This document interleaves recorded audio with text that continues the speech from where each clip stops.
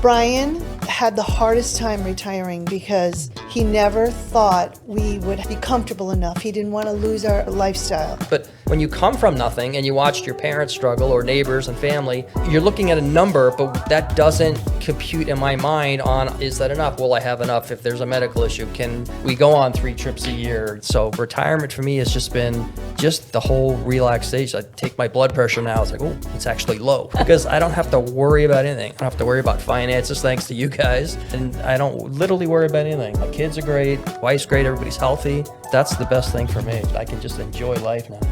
All right. This is the inaugural here. You guys were chosen number 1 amongst many, many notable local celebrities, all right, and dilettantes. Are they the only ones that returned your phone call? Yeah, they're the only ones. We were the stupid ones to answer the email. So thank you guys. We got Brian and Hope Bailey here. We call this show Saturday State of Mind. You know, we're here to capture your story, find out a little bit more about what makes you tick, what got you here, what hopes and dreams you have for the future, you know, notable things that happened to you along the way, and just talk about life. You know what I mean? Mm-hmm. When you got the call, right, to be here with us today, what went through your heads? Why'd you even agree to do this? Well, we've always had fun here. We like you guys. Anything we could do to help. You know, we always love your charity events and the social events you guys do. We thought this would be just another fun thing to do.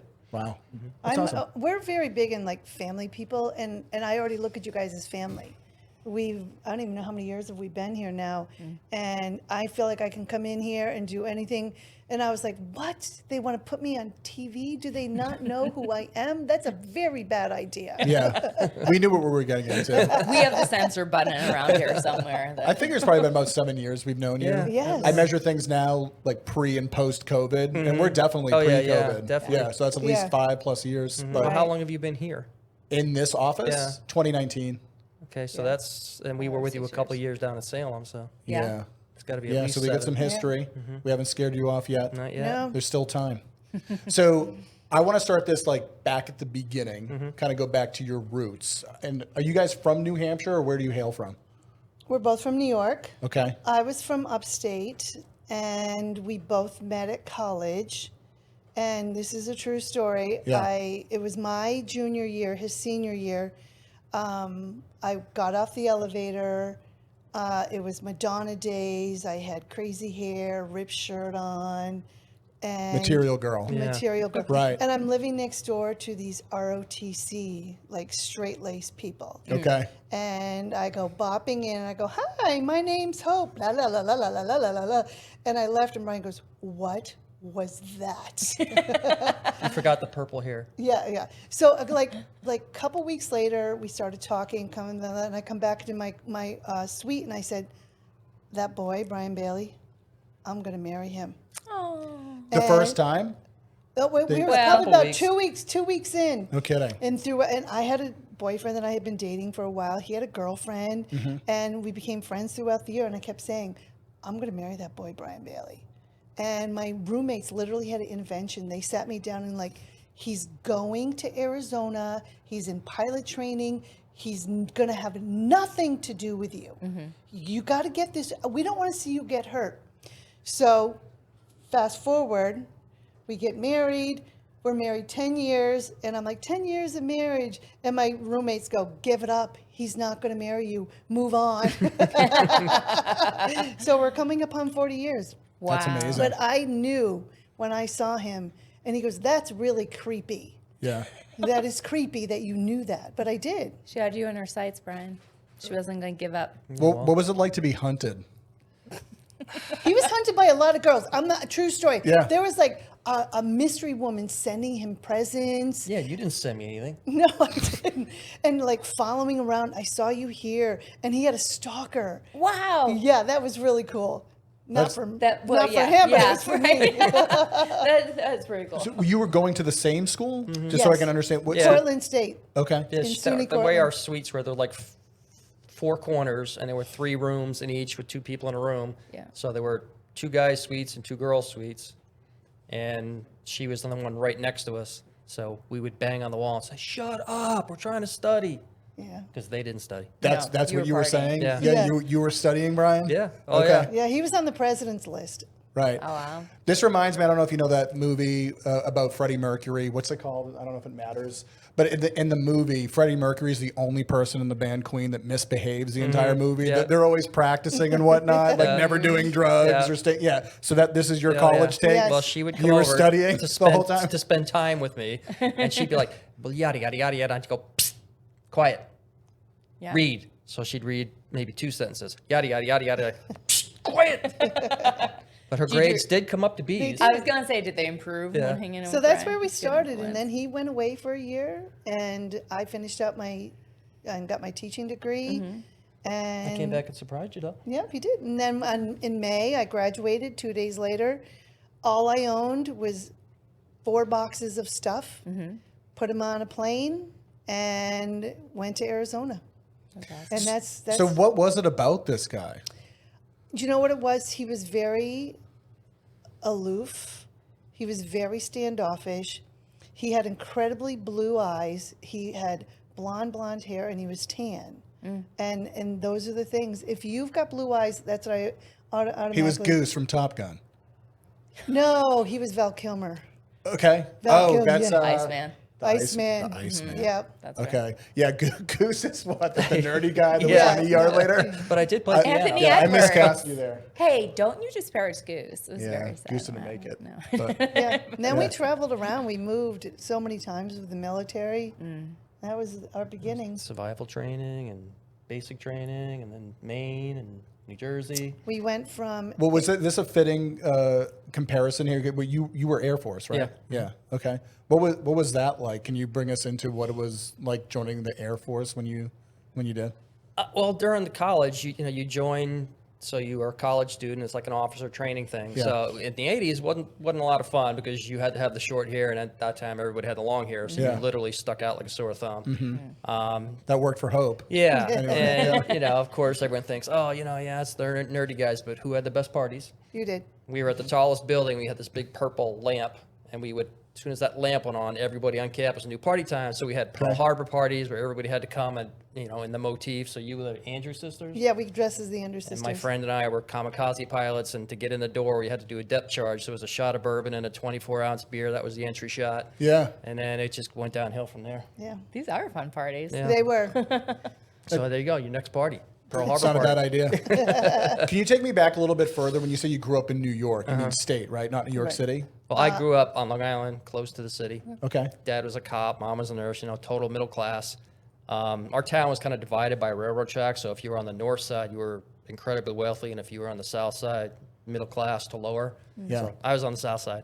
So I was the first kid in my family to go to college, kind of worked my summers like 12-hour shifts every day just to build enough to get me through the year.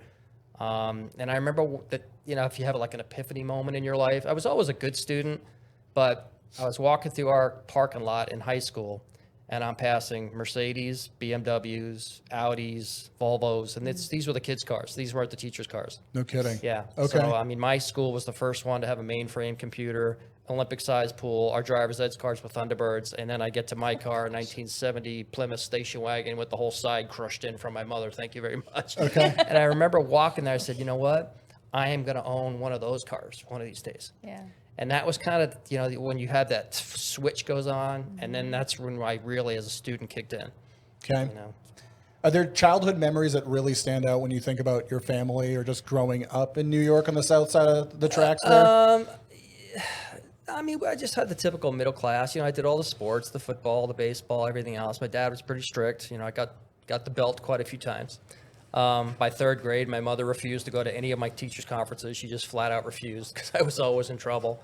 And they actually tested me for a learning disability, but then they tested me and they found I had 139 IQ. Wow. So that was the problem. We didn't have special classes like enrichment, or so. Teacher would hand out the assignment. I'd be like, okay, I'm done. Now what can I do? And Okay. it was usually getting in trouble. Kindergarten, my mother loves to tell this story. Teacher's like, I don't want to hear a peep out of the class. Well, who goes peep? Right.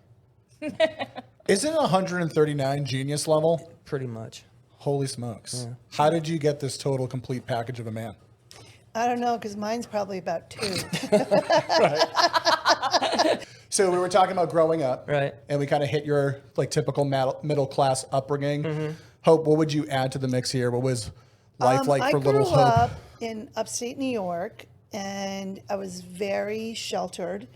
We never locked our doors.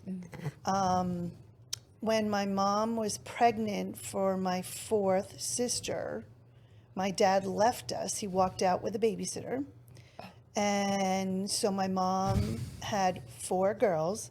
We ended up going on welfare for a while. She meets this amazing man who's 20. Well, at the time, he was probably 20. He marries my mom at 23 with 4 girls. Wow. He walked every single one of us down the aisle. Oh. The man is a saint. And we were court ordered to go see my dad, but once we were old enough not to go there anymore, I didn't go anyway, and my own children never met my father. And we never even told them until my oldest figured out that my parents were celebrating their 25th wedding anniversary, and the numbers didn't go together very well. How does that add up? So my stepdad is only 10 years older than me. Okay. Yes. So it was one of these things where I would go to a doctor's office, and they always had these pretty magazines, and I was always look through them, and I would see the pretty blue water.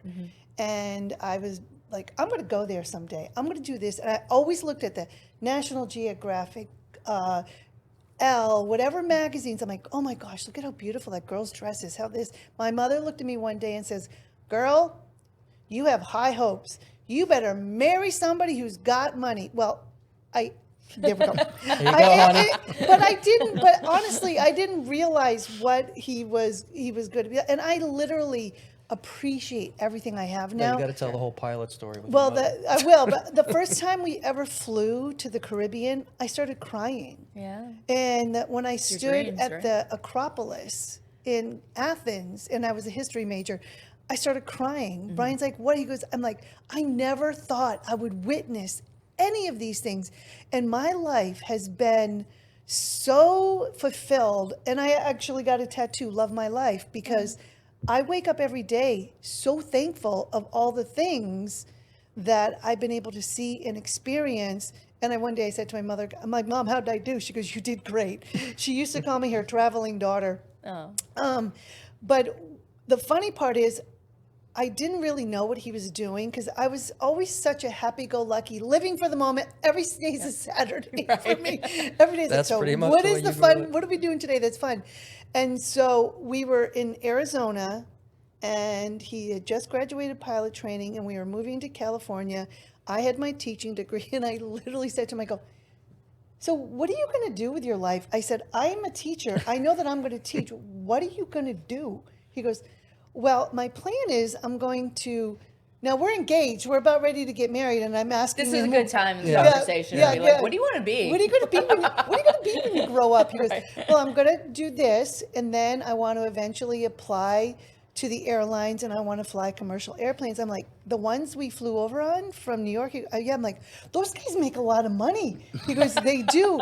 I go, you're going to do that? I mean, it was the funny, he's like, I got to call your mother right now and send you back to her, because I don't know if I can do this for the next 20 years of my life. Well, at least at that point, he must have known you weren't marrying him for Yeah, future that's- possibilities. No, and Like, I- I don't know, I thought we were going to live off my teaching salary. That's kind of what I loved. She was so naive and sheltered that she would say stuff, and I'd look at her cross-eyed, like, okay, she's yanking my chain.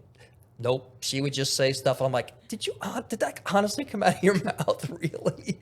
Like, her town, diversity, are Catholics. It's Universalists, Episcopalians, it's Methodists. just, white Yeah. Protestant up there. Right. She goes to school and meets her first Jewish person. Yeah. So she brings her Jewish friend a Christmas ornament.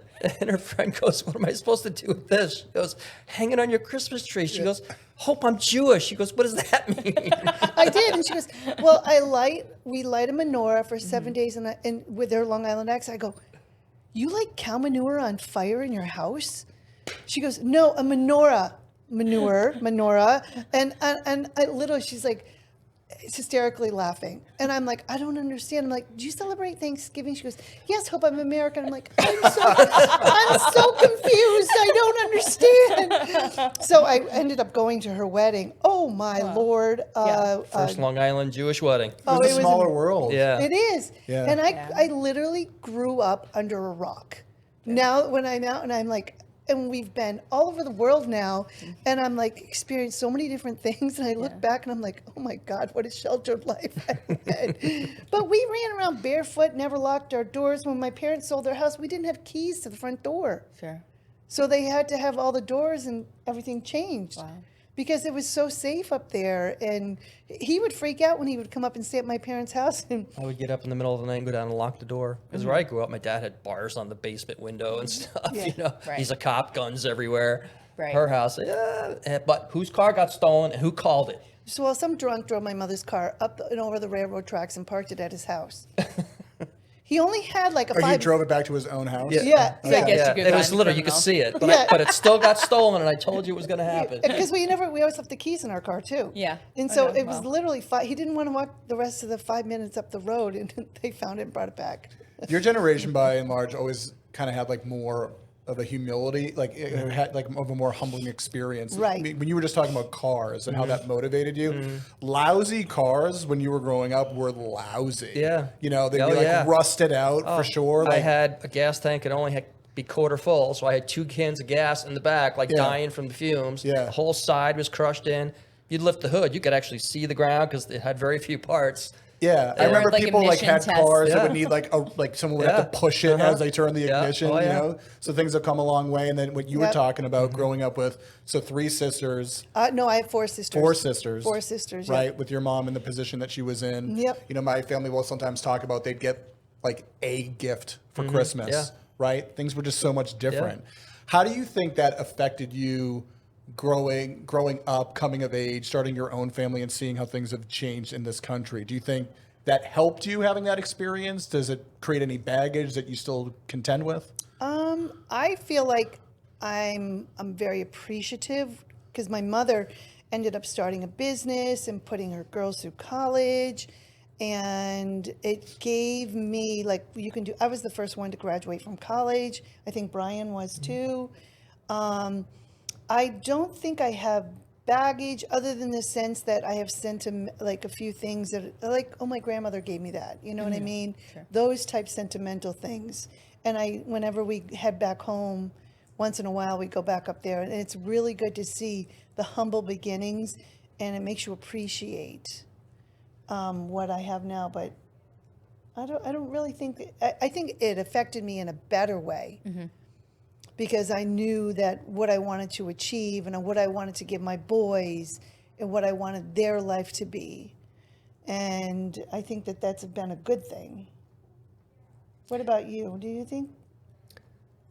Well, my dad was Eastern European, so it was, don't speak until you're spoken to, and this is as high as your voice ever got, and God help you if you reach for something on the table, you got a fork in the back of the hand, and, being a cop, if I stepped out of line, I'd get the belt, and that was that big police belt, So I take the belt over the fork to the back of the hand. Yeah, well, and That's a brutal choice, too. and he never meant to do it, but he was always like, when you would do something, he'd go, "That's good, but let me show you a better way. That's good, but here's a better." So I always grew up thinking I couldn't do anything or I wasn't good enough. So it kind of made me an overachiever. And then I got to college and I'm in ROTC and all of a sudden I'm, getting promotions and winning these awards. I'm like, holy cow, I can do things. Right. But I had that mindset of I can't, and it made me, I would get a 99 on a test and I would come home and go up my room and punch something because I missed that 100. And I knew my dad was going to say, well, if you studied harder, you would have got 100. And it just drove me to the point where I almost had an ulcer by in 9th grade. When I met him, he used to drink Pepto-Bismol by the gallons. Bottle. Oh gosh. Yes. He doesn't anymore. Okay. Good. But it, like I said, better or worse, it made me an overachiever. So it is what it is. You're not going to change your life. You just deal with it and move along. So let's move it along a little bit and talk about some of your first experiences getting into the workforce, right? So you have this conversation. What are we going to do with our lives? He decides he wants to become a pilot. And I know you get into teaching, but does that start at the beginning of your story, Hope? Or Yeah, I was always going to be a teacher. Okay. So that my very first job, Everything is always. Literally, I need to write a book. You do need to write a book. So we moved to California, Okay. and he says to me, I go to this job fair. He goes, your job is to come home with a job. Mm-hmm. I walk in, the very first table offers me a job. Wow. I took it. And I came home. Mission accomplished. Brian Oh, goes, it gets better. where did you get a job? I'm like, I don't know, some place called Dos Palos. Brian goes, Hope, do you even know where that is? I'm like, no, you told me to get a job. I got a job. He goes, Hope, it's an hour away from here. I mean, I got this map out. It's like I unfold it. I'm looking around. I'm like, unfold it again. What was it a job for? Teaching. Teaching. Oh, to teach. I was a Okay. teaching Yeah, job. at least she was at the teaching. Yeah, just wanted to make not sure. just There's like any old 100 job. schools within 10 miles of us. She gets one Right. an hour away. Right, I okay. said, did you not ask where it was? No, you told me to get a job. Now, did you stick to your commitment? Did you Yes, I work it? did. You I drove for 1 year. I drove it there, and then with California, where we're in the San Joaquin Valley, Okay. Merced, Atwater, where all the crops are, and all the migrants are working and picking the crops and everything. And I was on my way to work in zero visibility fog. Bad fog out there. And I was hit at 60 miles an hour. I went underneath a semi truck, totaled the car. And so at the end of the year, I got a job that was 5 minutes down the road. Were you okay in that I was collision? totally fine. The guy drove off and left me there. My glasses ended in the back seat. My shoes flew off my feet. But it was one of those things where he tells me to do something, Yeah. and I do it. And it's been like that my entire life. So But what I've learned is I literally have to tell her what to do. Like, be I more can't I specific. can't leave any gray. Right. Because when she fills in the blanks, I don't know what I'm getting. So we taught in California, then I taught in Maine. And then we went to New Jersey, and I substituted in New Jersey. But I also had 2 kids at that point, and I wanted to stay home. So Brian worked 2 jobs, American Airlines, that's when he first got hired by them, and then he would go to the Guard, and I was home with the kids, and we only had 1 car.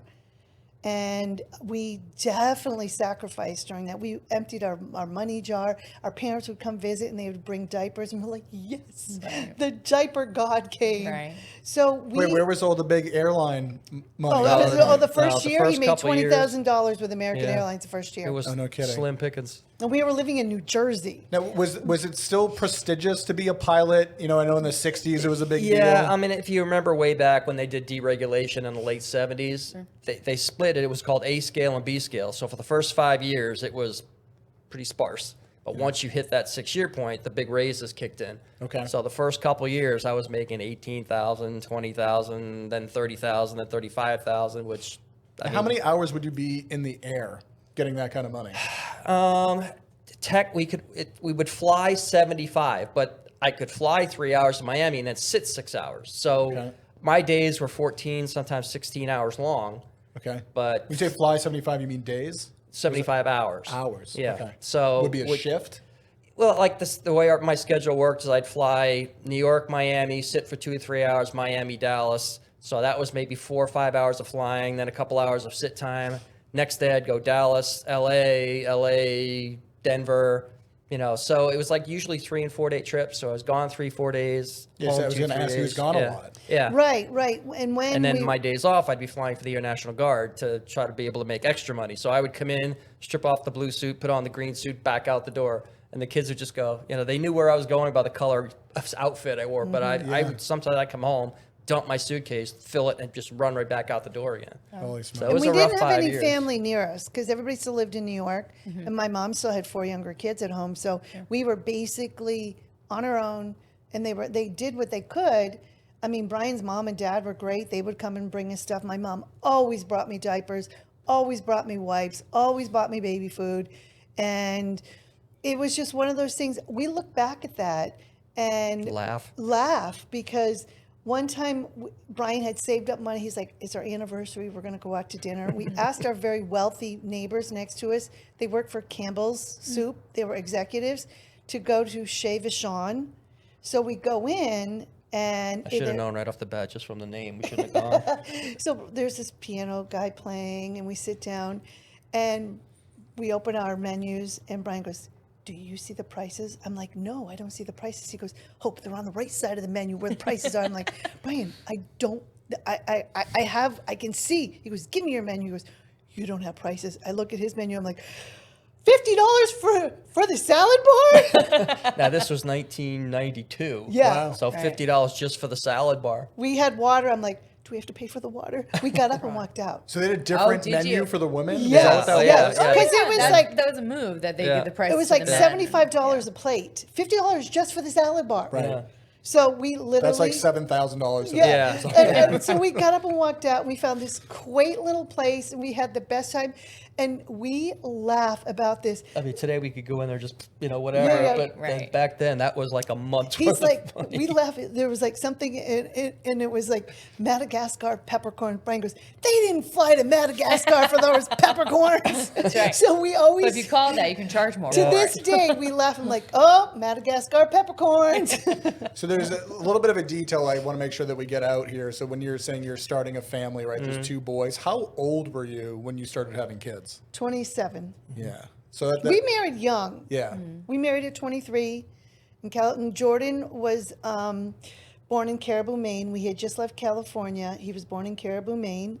And he was only like 6 months old, and Brian went to the first Gulf War. So I'm in Caribou, Maine, and it's 40 below up there, and I'm out 180 there. inches of snow. He was born up there, so I'm out there snow blowing, pregnant, cursing him. I can't even tell you. It was the best time. We have the best friends from up there, but it is God's country up there. Yeah. I called him one day from the base, and I'm like, oh, our dog is going crazy. Someone's horse is in the backyard. It ended up being a moose. So the California to Maine move, is that strictly just because of the military? Yeah. Yeah, every 3 years, usually you move to another Okay. assignment. Yeah. So we wanted to be closer to home, and we were looked into the upstate New York base, but there was no opening, so the next closest one was Maine. Okay. And nobody wanted to go there, so all I did is said, hey, can I go to Maine?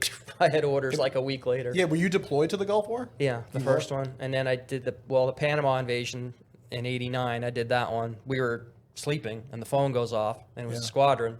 Commander goes, pack your stuff, be in the squadron in 30 minutes. I'm like, where am I going? He goes, can't tell you. Be here in 30 minutes. So I kicked her. I go, get up, pack my stuff. I got to get in the shower. She goes, where are you going? I go, I don't know. Pack me bathing suits, all my Arctic gear. I have no idea where I'm going. So about 5 days later, I called up and said, can't tell you where I am. But if you're watching the If news, you watch the news, you know what I'm doing. and that's where I was. I was pregnant at the time. So he's like, get out of bed. And we had a water bed. And my response time was a little slow.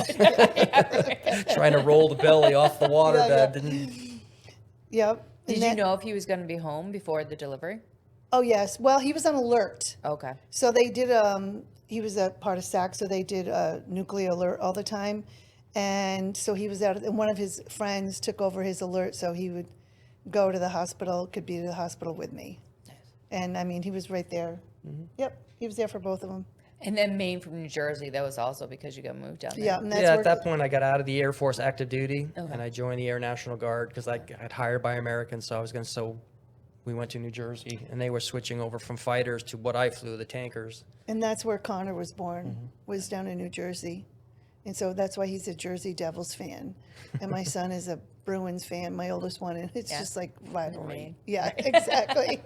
So we bounced around, quite a bit, and it was great for our marriage because when we had an issue, she couldn't run to mommy, I couldn't, so we had to figure it out, Yeah. And when something blew up, we had to join hands and climb the mountain together, Right. Because nobody was there to help us, Sure. And so that's what made us stress. So there's really nothing life can throw at us at this point. We're like, "Pff, whatever. No, we just laugh.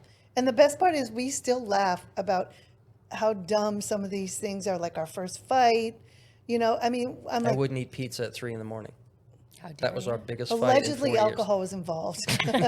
Allegedly, We almost my got wife had divorced one because too. Mike wouldn't bring me to Taco Bell one time at 2 a.m. And I'm still actually kind of mad about that, even though that was a long time. She was like, let's get a pizza. I'm like, oh, it's 3 a.m. I'm going to bed. She's like, I want a pizza. I go, then get a pizza. She goes, no, I want you to eat with me. I go, I don't need to eat with you. Right. Yes, you need to eat with me. Right. So finally she storms off and goes to bed. And so I get in bed and she goes, get out of the bed. I go, why? You're here, never here, and I'm always here.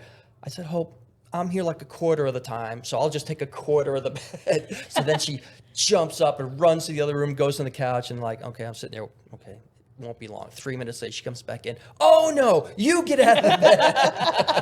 Said, if you don't get in bed, I'm going to kill you right now. That's my best advice for every single. And I always tell my kids, you got to laugh at how stupid you are some days, and some days you just are totally. I'm totally irrational, like crazy, mommy tsunami craziness. You know what I mean? And then you just own your craziness, and now you just laugh. Right. It doesn't sound like that fight was about pizza. It sounded like you just wanted to spend time with them. She was guilty. She wanted pizza, but she was guilty. She It didn't want was to about eat it. pizza. Yeah. I didn't want to eat it. I didn't want to eat it alone. Yeah. Yeah, it's also Yeah. like probably about like 4 Manhattans or whatever. Yeah. No, back then I didn't. You know, the one regret when we lived in California was Napa Valley was so close to us. We drank beer. We just got out of college. We Yeah. didn't drink.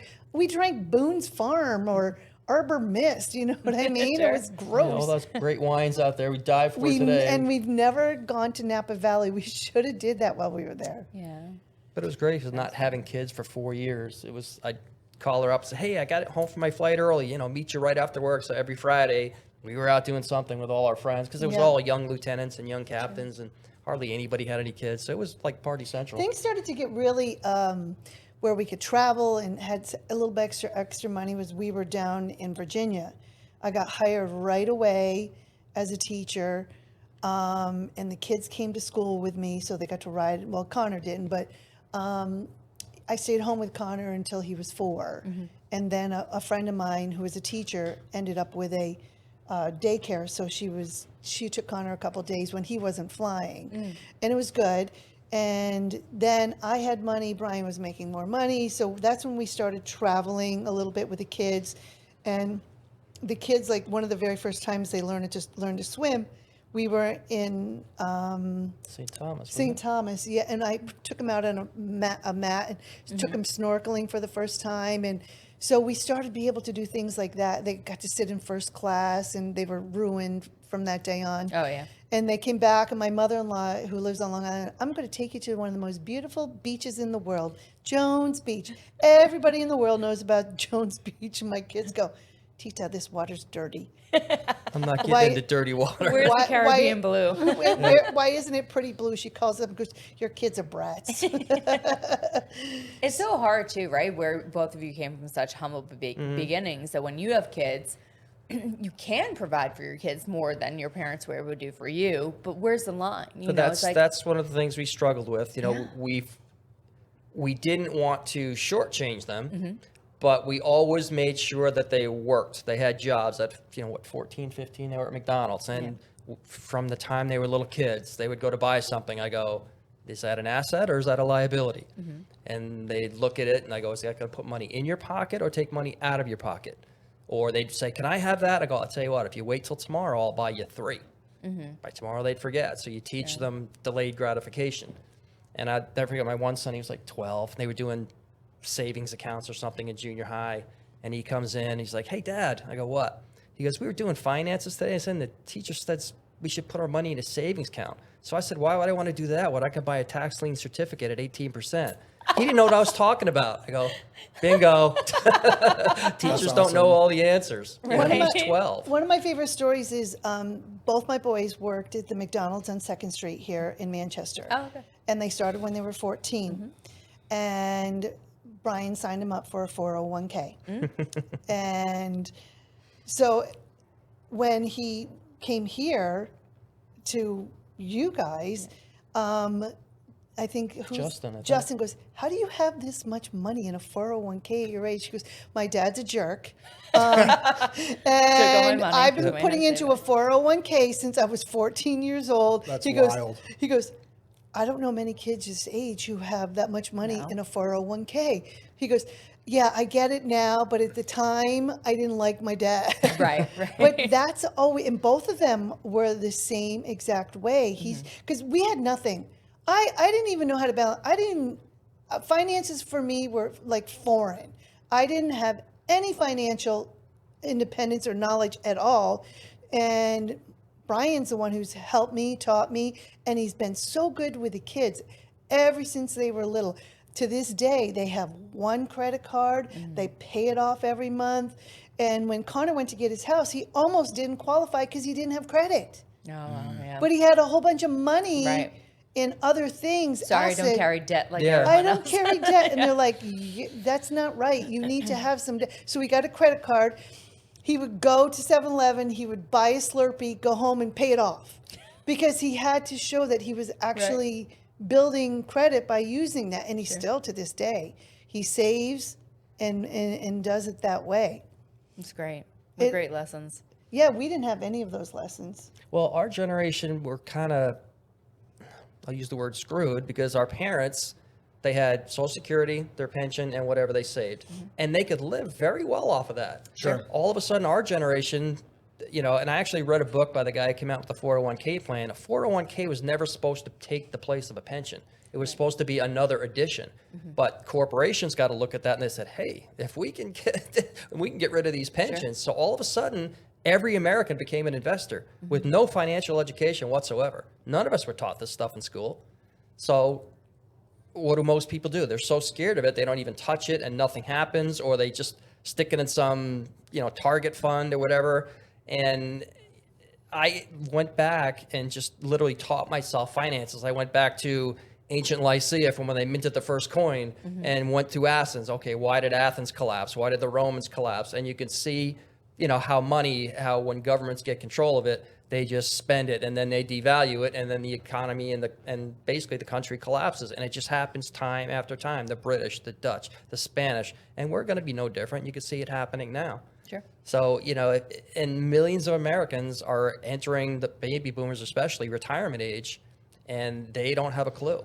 And then when I started looking, okay, I've got 10 years to retire, and I start looking at retirement, I thought my head was going to explode. I thought it was complicated before, just learning stocks and options and calls and puts and all that stuff.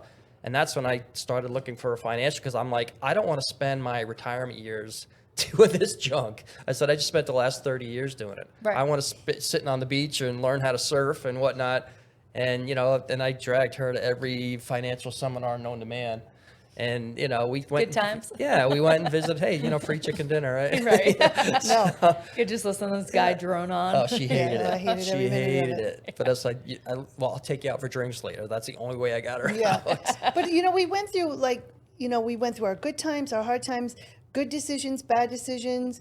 And through all of it, there were times where it was frustrating. But in the end, we always worked together. Sure. No matter what. I'm like, okay, so here's what we'll do. We'll buckle our belt here. And we look back at it. And like the kids will say, I remember you guys went through a tough time. And I remember you and What was Dad. that 2008 crash? Yeah. I had 3 houses, 2 rental properties. And sort of like COVID, all of a sudden the crash happened. And all of a sudden your tenants who had, manual labor jobs, everybody was out of work. Nobody. So I went from collecting money to paying 3 mortgages. Right. Yeah. And I did, what the experts said. I had 3 or 4 months in, reserve and everything else. But after 6, and then you find out that as a landlord, you don't really own your house. On Right. paper you do, but the tenants own your house. Sure. And you go to these courts, especially in the Northeast, and we had one guy who was just an expert. I mean, every time we'd get a court date, he'd file a piece of paper that said, I turned his electricity off. No, the electricity company turned your electricity. So he was in there almost a year before we could get him out, and we were on the verge of bankruptcy. So we got, finally the boys were in private school, and I said, look, something's going to break here. I said, we have to make some decisions. And we sat down and said, okay, here's these 3 houses. We can keep one. Which one do you want to keep? And we credit card debt up here because I was just trying to keep these mortgages paid. You had that discussion as a family too? Not with the boys. They were a little young. Because they were in high school and we didn't want to stress them out. Sure. But the worst part was this professional guy who was a shyster. Brian's on a trip and he's like, I just got a notice that we have a court hearing today. I'm like, I never got dressed so fast in my life. Right. I've never been in court before. Yeah. And and he called me Satan's sister by the time I was done. I'm like, we're doing this. We've never done this. We've never done this. He goes, you have until this afternoon to get out of that house. And I went over to the police and I got the keys and I go out. He had a full-size turkey living in the house. What? A giant white turkey, like giant as tall white as I am, was in our basement. I was like, Why? and I'm like, oh my gosh. I don't know. So now we ended up getting him out, and literally the house was trash. So we emptied everything out. We got it all fixed up. We sold it, and He goes, I want my turkey back. I'm like, I fed it to the guy who bought the house. That We turkey's did. gone. But I'm like, it was such a learning curve. And to this day, we will never own property because we had no rights. Right. No rights. He's like, and I'm like, this is why the electric bill. He had a cord running from the house out to this little shed where this turkey was living. Yeah, I was paying to heat his turkey. Yeah, it's like landlord nightmares. That was it. Yeah. And so I said, that's it. I'm done. And like I said, we saved ourselves. We never declared bankruptcy. And then, okay, we paid off the credit cards. We did this, we did that. And then, when the housing market had completely crashed in 2012, we had enough saved. Credit was rebuilt that I said, okay, now's the time to buy. So we bought in New Boston for, a steal, and we sold it 8 years later for Some odd thousand. 25,000 But more than we bought I it mean, for. we had good times, and even through the bad times, we still had fun. We still laughed. We did not travel. We cut back on everything that we needed to do. The boys stayed in private school because that was important to us. And it also, moving up here, I had so many years experience teaching. It took me 3 years to find a job They wouldn't hire her. because I had too many years experience, and I come in. You're overqualified. How can you be overqualified as a teacher? She taught at Beach Street, which half the schools speak Spanish. She speaks Spanish. Yeah. The grades in her class went up 30%. The principal is begging the superintendent to keep her. Yeah. She's the only teacher who spoke Spanish on the staff. Wow. And then they said, nope, she's too expensive. They hired some kid right out of college who didn't Yeah. speak Spanish. So when they tell you they care about the kids, Sure. they don't. So This is why your kids went to private school. Yeah, Yeah. exactly. And so it was one of those things where it was, we thought, because everywhere I went, I got hired on the first job or interview I went to, even at Dos Palos. But it was one of those things, I'm like, I couldn't believe, I was subbing every day. I did long-term.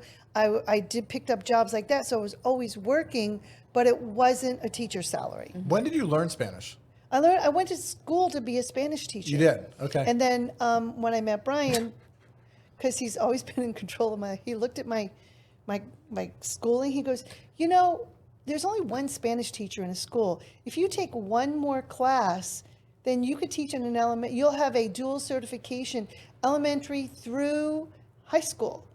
So I took one more class, and I ended up. So he took control of my life from. Which You do is follow instructions really well. Yeah, He's I like, did. you take one more class. class. You're like, You okay. just take this class. So I did, and that's how I ended In up. my spare time, I was checking your schedule. While we're still on the topic of raising a family, you shared some photos with us as part of this experience, right? There's one right behind Yeah, you. our kids got us that. Oh, that was when they were little. Yeah. How old are the boys there? We're in Virginia, so probably 10. And I'd eight? say 5 and 7.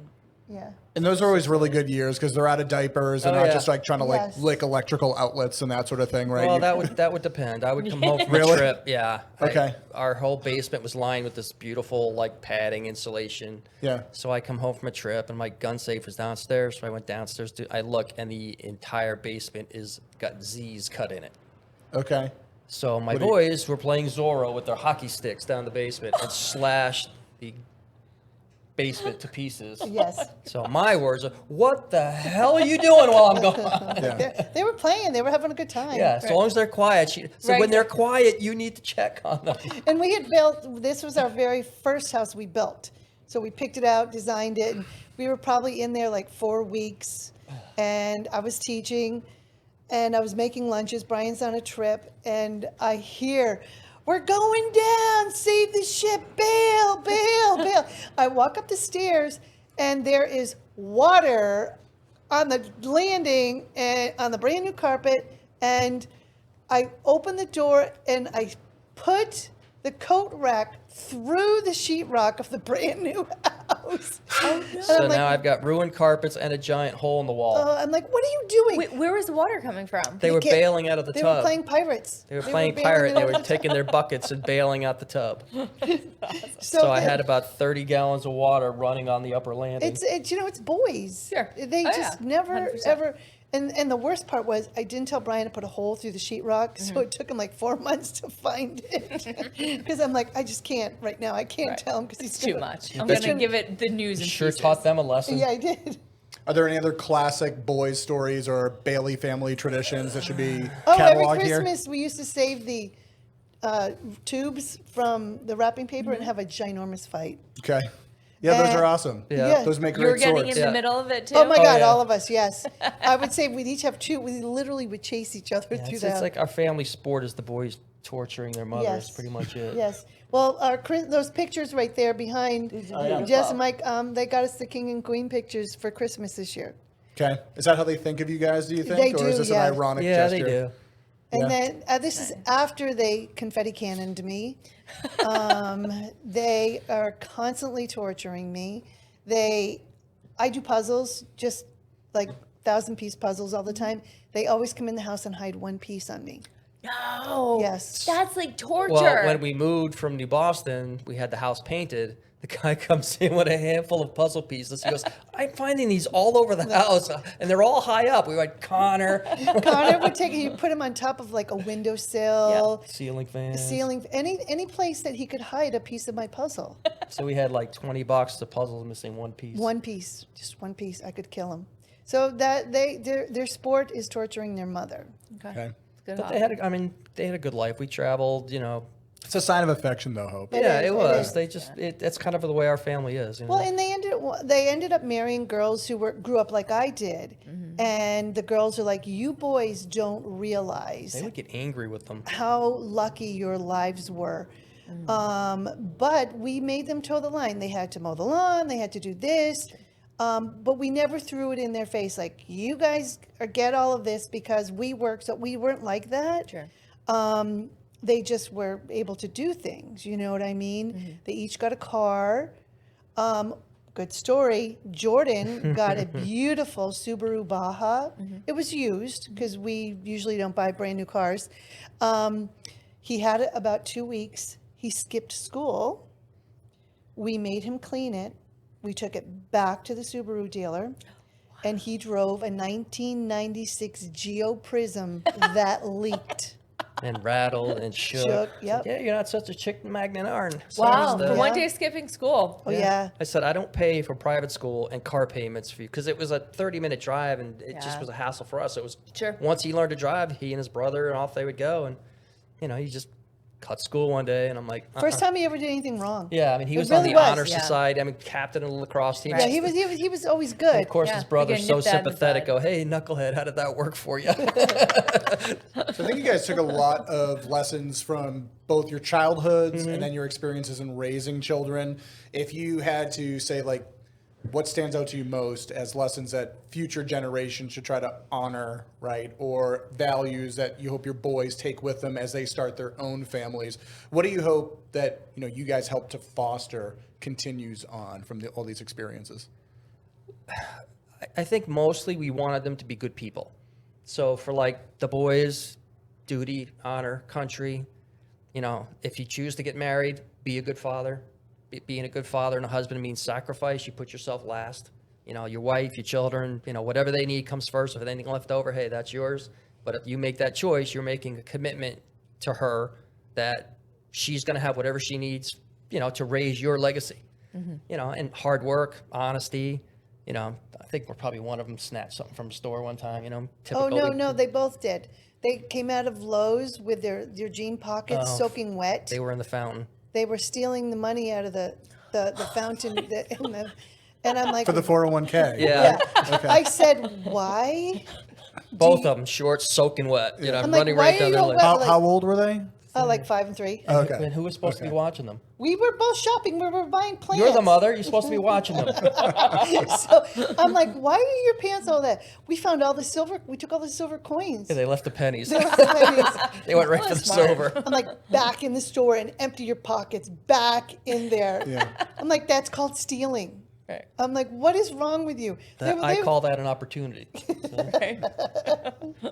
But luckily, knock on wood, they were in the military in high school, so they grew up, right? And the one thing I always said to Brian when we first were talking, when I knew I was going to marry him, but he didn't know he was going to marry I me. mean, on week 3. Yeah.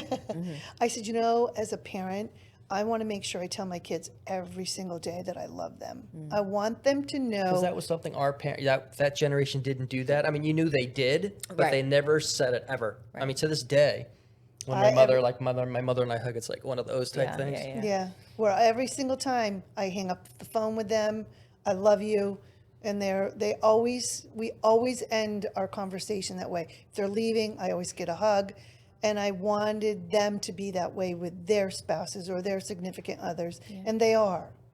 I wanted them to grow up in a loving, fun atmosphere. And to this day, we have a good relationship. We go on, like Connor and Kristen are coming down to Ecuador next week. you know. Nice. And the boys and I do a fishing trip twice a year. Just us doing, father-son stuff. That's great. And when we went, Mexico, was it? Where did we get that big boat? Mexico. We were in Mexico, and Connor's wife, once again grew up very poor, and she was like, "Dad, I just want to lay on the front of a boat." So we rented a fishing boat, and the boys and I did fishing, and these two were laying on the front of the boat. Front of the boat. Pretending we were wealthy. On your own private yacht? Yeah, that's what it was. So let's talk about retirement a little bit, because this is a new frontier for you guys, Yeah, right? 2 months. Yeah. Wow, So very nice. how's it been so far? Loving it. And Great. what are your plans for this year? Julie? I'm the travel planner, and that is one thing that we both love to do. I don't know why. He flew his entire life, and I keep putting him back on airplanes. So we usually take a couple trips of the year. We're leaving this Friday. We're going to Ecuador for a month. Then we're going to Panama for 2 weeks. Then we're going to the Dominican Republic. And in September, we are going to go, we've done northern Italy, the middle of Italy. We're going to go to Sorrento, and I found a place already for 10 days. And we're just going to go out from there. We're going to go to Positano. We're going to go to Mount Vesuvius. We're going to go to the Amalfi Coast. Pompeii. We're going to go to Capri. And I plan it all. It takes me forever. I research it. I get us train tickets. I do everything. So that's what we do, other than spending time with our kids. But everybody's like, "Are you going to be okay? Brian's going to be home." I'm like, "Yeah, we did COVID together. It was great. We gained 20 pounds, but we did COVID together." I remember Fat Brian. Still trying to get rid of a lot of that. Still trying to get rid of So it. it has been. I retired when I was 57 because I was teaching in Ware, and we moved up to Lake Winnipesaukee, and I wasn't going to commute. I did it for 1 year. So now I substitute at Interlakes Elementary School, and I love it there. It's the greatest little school, and I work the days I don't, and I work when I want to, and it's great. That's cool. So I'm still with kids and getting out there and laughing because they keep you young. And during the summer, living on the lake, there's always something fun. Even now, pond hockey's coming, the ice runway's open. And then it's just a parade of your family all summer long. Oh, yes. So but retirement has been great. But what I like the most is Brian's relaxed. He doesn't have to get up and get going, go through the whole hassles of driving to Boston, getting on a flight because he was based out of New York, going to New York, wondering if he's going to get home, dealing with the garbage that you're dealing with nowadays. And so he's totally relaxed now. How do you think he made that transition? Because I remember very distinctly there were times where Brian wasn't very relaxed. So No. What was the catalyst to getting him towards more of a serene kind of way of life here? This is honestly, believe it or not, this is my normal state when I don't have something that I need to be intense about. I mean, I usually sit on the couch and not say a word for a week. You give me an iPad and I'm done. I don't need anything. I don't need to talk to anybody. I don't need to do anything. She's the one that always has to be going. It just, I loved flying, but it got to the point where it became a job. Yeah. And how do I say this diplomatically? The newer pilots they're hiring don't have the aviation skills and background that I had. I grew up in the stick and rudder days where you pulled the stick and the actually cables went to the controls and you could feel it. Now it's all electronics and fly-by-wire. And the Air Force, they took us up and spun us for hours. Okay, how do you get out of a spin? Upside down, right side up, formation flying, instrument flying. A lot of the military pilots, the military shrunk so much, there's not that many anymore. Like my class, there was 13 of us, 12 are ex-military. Now you go to a class, maybe 1 or 2 will be military. You know, so you don't know the civilian background of these people, how they were trained. Where in the military, it's a program, everybody knows, everybody goes through the same thing. And I think we started out with 70 and only ended up with 35. It was like an old World War II movie. And every time you come into class, somebody was missing. This has been pretty common for people in your generation where the last 5 or 10 years has been a big cultural shift around the workplace. Yeah, it's the whole, everybody gets their feelings hurt now. I mean, God, the old crusty captains I had, they turn around and, hey, dumbass, you know, I mean, there was no, I could tell you stories not on here, you know, but nowadays you could not get away with that stuff. Sure. You know, and people getting reported to HR constantly and everything over the littlest thing. And I'm like, I'm done with this, you know. And then, of course, the clientele we're flying around these days. You know, when we flew as kids, it was suits, ties, and you said, yes, ma'am, to the stewardess because there were no guys. And if you didn't, either she smacked her, your parents smacked her, whoever was closer. Sure. You know, now it's just mass transportation now. So your stress was coming from work. Yeah. I mean, she gives me no stress whatsoever most of the time. You know, No, and financially, we haven't been stressed for years. It was all work related. I've been meaning to get this word in the entire time you guys have been talking. You two, I mean, I work with a lot of couples, right? And money is a very hot, like it's a hot button topic with people. It usually gets crosswords and emotions come out. I don't think I've ever seen you two be cross with each other or even like remotely close to upset. It's kind of a beautiful thing watching I you don't two think operate. we've ever had a real fight. I mean, we have the stupid things like the pizza thing, pizza. maybe 3 or 4 of those. Support that. Or the That's time real, you Brian. flipped me off. That got a little serious. Oh yeah. So that was our very first thing. This is ladies. He wasn't folding the towels correctly. Oh, So Not that I was doing laundry. I wasn't folding them the right way. Brian, I I'm just appalled. literally had I'm this appalled. conversation at lunchtime Yeah. today. you did? Yeah, about it wasn't towels, but it was about like how your husband like tries to clean, but you're not cleaning right. Right. And you can't Exactly. be happy enough that he's No. cleaning at Yeah. all. It's like It has to you don't be do it your unless way you of do cleaning. it the right way. And it has to right. be on your time schedule. right. And We have the towel fight. So too. I flipped him off, and Brian's eyes are always like this. They got like this big around, You like, said they were like blue fireballs. and he looked at me. He goes, I came towards you. Yeah, and he goes, I promise you, I will never, ever strike you. I will never call you in an inappropriate name. But if you ever stick that finger up again, I will take you over my knee and I will spank your ass. And I'm like, ah! I literally started crying. I went, bah! And I mean, and people are like, he was folding towels. I know. I fold them in a square. He folded them in thirds. Mm-hmm. We now fold our towels in thirds. Okay. I ended up liking his way better. Story of our life. We were probably married a couple months, and that he was folding towels wrong. All right, I understand how you guys flirt. This makes sense. So you've made the transition. Was the transition into retirement one that came with some trepidation, or has it been? It sounds like you've been more excited. Again, and a lot of people have difficulty navigating this transition, right? So would you have any words of wisdom to share with other people maybe in the same boat or will be in your position soon? What's made it easy for you to embrace retirement? Let me say something before you answer that. Okay. Brian had the hardest time retiring because, and you know Brian, he never thought we would be comfortable enough. He didn't want to lose our lifestyle. And so there was never he still doesn't, he's retired, but he was like, what if I need more money? What if we need more this? What if I need more that? I'm like, Brian, we are going to be fine. Do you remember we grew up with nothing and we were as happy as can be sitting on the couch doing nothing? If we have nothing, we're still going to be happy.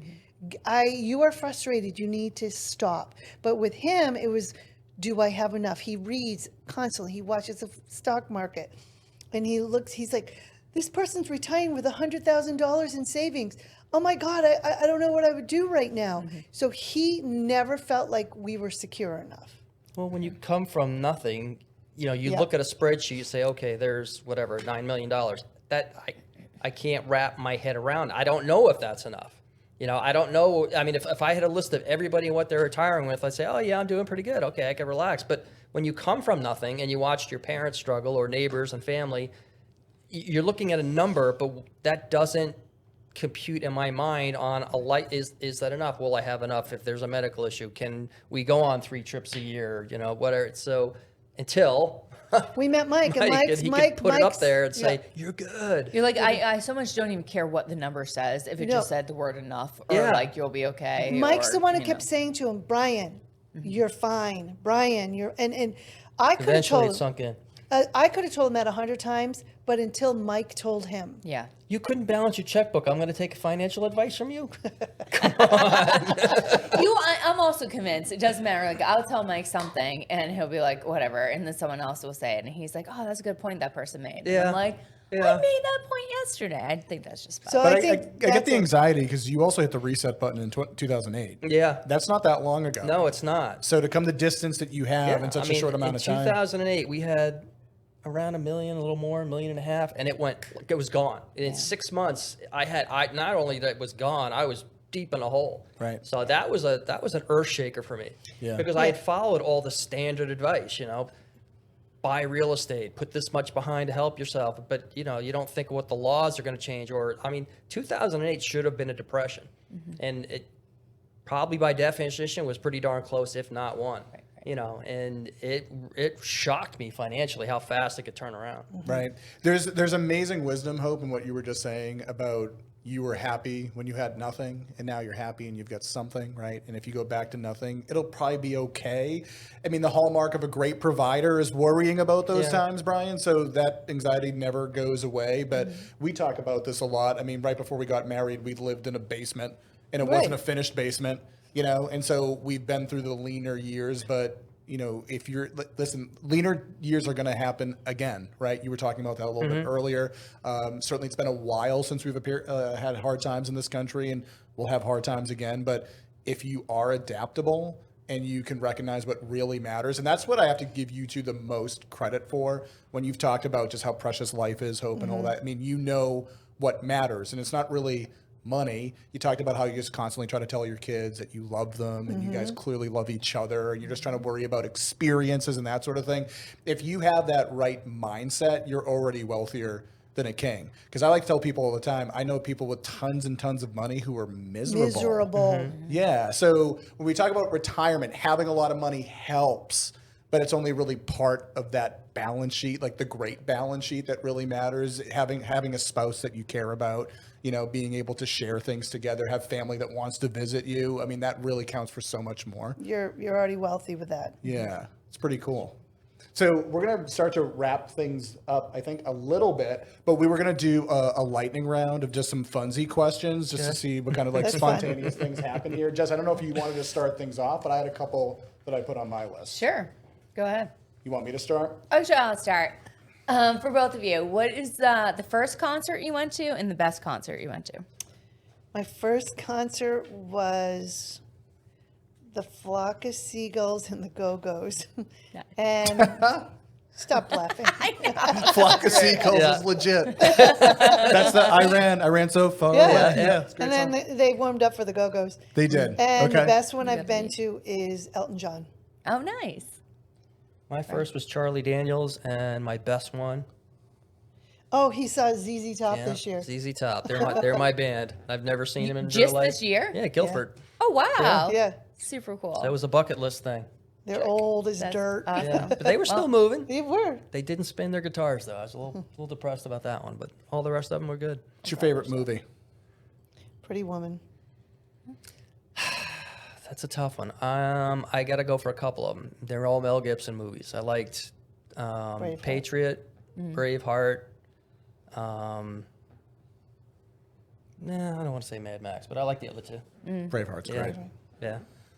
If you had to be stranded on a desert island and you needed to survive and hopefully get off, what 4 people would you bring with you to try to get your way off of this 4 desert people? island? Oh, to get my weight off? Or My if I- family argues about this like 3 times a year. Really? Oh, yeah. more. So I have to I be- give you now this gift. So I need to be able to get myself off, right? Yeah, or just you don't want to Well, die. I think you would want to survive. Yeah. Like at Okay, the to island survive. too. So it's not about just getting off. But, So definitely Brian, Jordan, and Connor. okay. Because they're survivalists. Yeah. And I would bring my daughter-in-law with me because we would just sit back and watch the men work. Okay, So- that's a good answer. Definitely the two boys, because all three of us are military, have all been through survival school. In the military, you're taught, hey, make it work, improvise, adapt, overcome, find a way to make it work. Yep. And also, in a situation like that, your best friend could turn into your worst enemy when things get so. But with family, you don't have to worry about that as much. Sure. If some of the rations went missing, who would you suspect of the children went into the Connor. stores? Connor. Connor. Yeah. Makes sense. If it was frosting, it would be Jordan. Jordan. We used to find frosting on the cans of desert island. We used to frosting. hide him under his bed with a spoon. Yeah. She'd be I'm like, I know I just bought frosting for the cupcakes. I'm Where like, the hell is it? What? He goes, if I get hungry in the middle of the night, I just take a spoon of. I'm like, that's gross. That is disgusting. Frosting? Yeah. Last the stupid best part. question. If you were hosting a dinner party and you could invite anyone, living or dead, to join, what 3 people 3. would you want to have show up? Princess Diana. Okay. Okay. Alexander the Great, Julius great Caesar, pick. and George Washington. Wow. Those are some solid picks. All the great generals. Might be a little Yeah. dry, the conversation. Princess Diana. I would love to see Alexander the Great and Princess Di at the same table. Yeah. Pretty cool. And Julia Roberts. Yul Brenner. He was so handsome.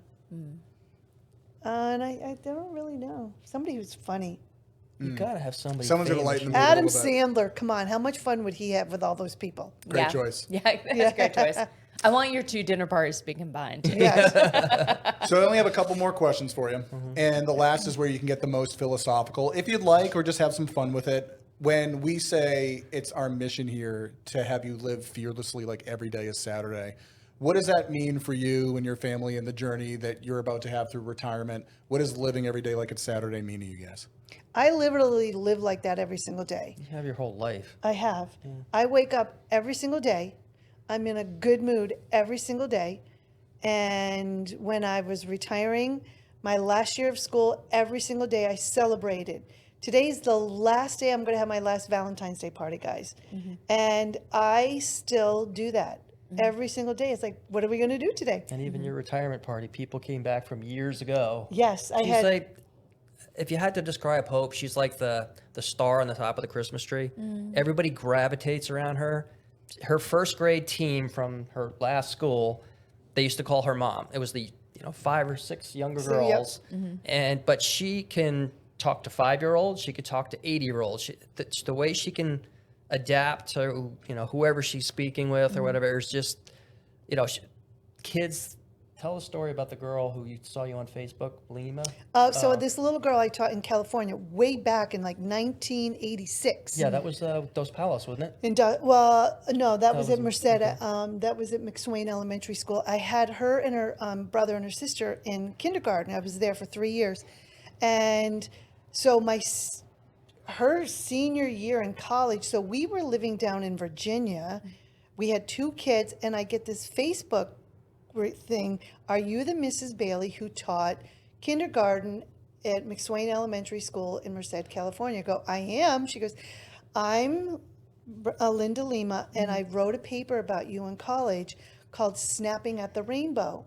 And I want to send it to you because you affected my life to this day. Oh my She gosh. goes, I could not skip, and a little boy made fun of her. And I said, guess what? Linda can snap her fingers like you cannot snap your fingers. I'm like, everybody has a special talent and everybody can do something that everybody else can't do. We are all perfect in every single way. And she wrote this paper and she sent, and she entitled it Snapping at the Rainbow, because we did rainbows and glitter, in kindergarten. And I literally started crying, and I'm like, I always wanted to make an impact on some kid's life. Yeah. If I touch one kid's life, I'm successful. And I've had numerous stories like that. One of my first grade teacher kids actually took my job in Ware, and she's in my classroom. So cool. So she came back to be a teacher, and I'm very close with her now. So I've had these kids who I've literally did what I did. I did what I wanted to do. I wanted to change someone's life, and because I had teachers like that who made my life different. You know what I mean? Who made me feel like I was worth something. But that was really cool. We're still good friends. on Facebook. Good an for her awesome to track legacy. you down too. Finding Yeah. a Bailey Yeah. on the internet. Yeah, I know. It's is probably not an easy difficult. one. Well, there's not many Hope Ann Baileys, I don't think, out Yeah, there. Like with my job, I may be taking people to a wedding or a family reunion or vacation, but I don't know. They're just people behind this big, thick door. So, but she literally can personally impact kids and see the result. Where with me, if I get to point A to point B and everybody walks off the door alive, hey, good flight, you know. Right. But you don't really get a personal gratification out of it. Sure. It was just a, You do. transportation. That's the one good thing about teaching. Yeah. Because I love kids. Unless the engine's on fire and it's a Another little snowstorm. boy I had taught me a lesson. He had cerebral palsy, and every day he ate dirt. Every day he tripped in my room.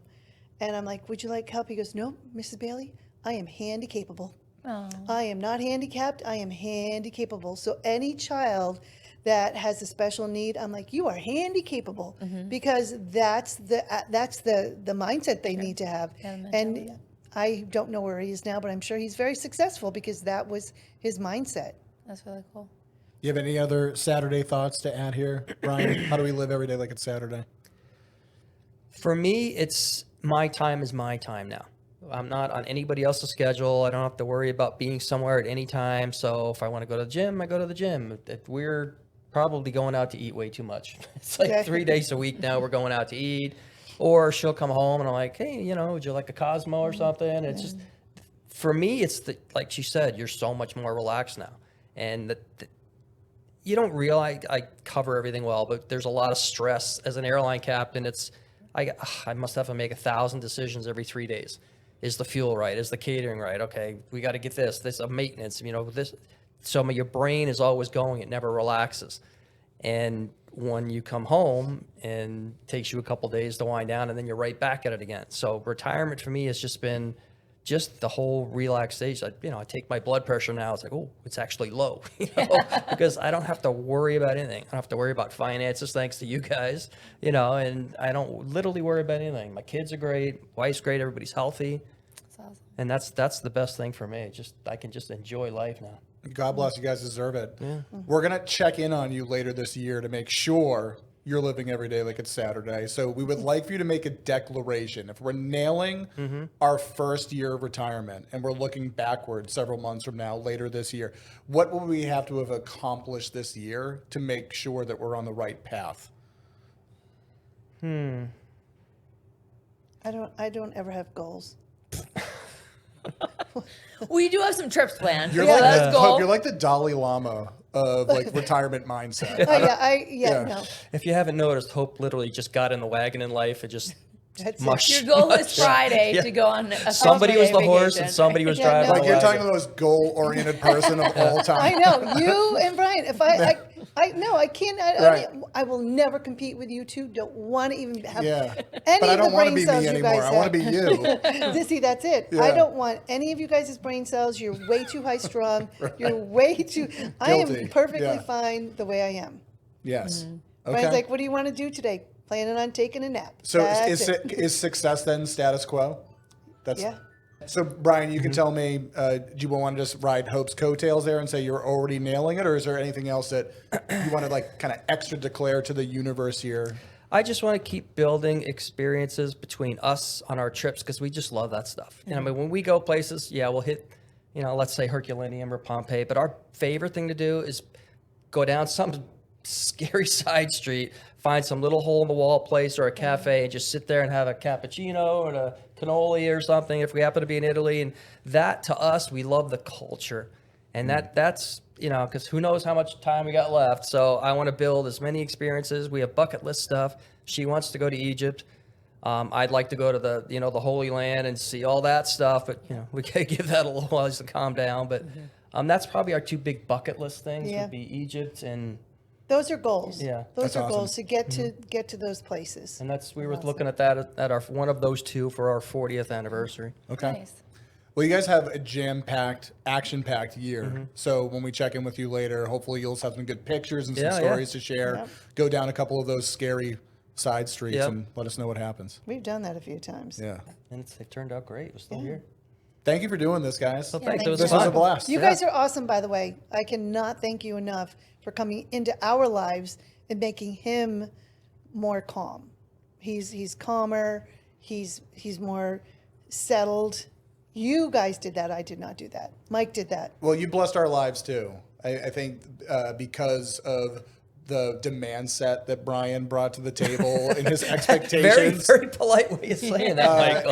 I think it helped us in many, many ways, both big and small, elevate our game and try to become, what we are today, to try to be a complete solution. You should have taped those first couple meetings we had. I'm glad we did it.